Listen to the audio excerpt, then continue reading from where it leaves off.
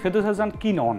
তিনি একদিকে ঔপন্যাসিক, গীতিকার, নাট্যকার। আমার তো এটা একদিনে তৈরি হয়নি, আমার চেষ্টা হয়েছে এই বই পড়ে পড়ে আর কি। যারা বই পড়ে, ভালো মানের বই পড়ে, ভালো বই পড়ে, তারা কিন্তু ভালো মন্দের তফাৎ করতে পারে। তো মনুষ্যত্ব তৈরি হয় লেখাপড়া করলে, আর মনুষ্যত্ব যদি না থাকে তাকে আপনি মানুষ বলবেন, একটা অ্যানিম্যাল। তার সঙ্গে খুব একটা তফাৎ থাকে না। রেডিওতে রাত্রি 10:30টার সময় বৃহস্পতিবার দিন নাটক হতো, এই মাসের নাটক হতো, এই সপ্তাহের নাটক হতো, এগুলো দেখতাম।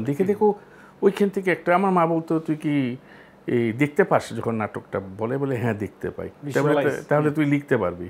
তোমার মা লিখতে হয় কি করে? বলে তাহলে পড়তে হবে, যে বই পড়তে হবে। যে ওইভাবে আমার মাই কিন্তু আমাকে বই পড়াটা ধরে, আর আমাদের বাসায় চর্চা ছিল বই পড়া।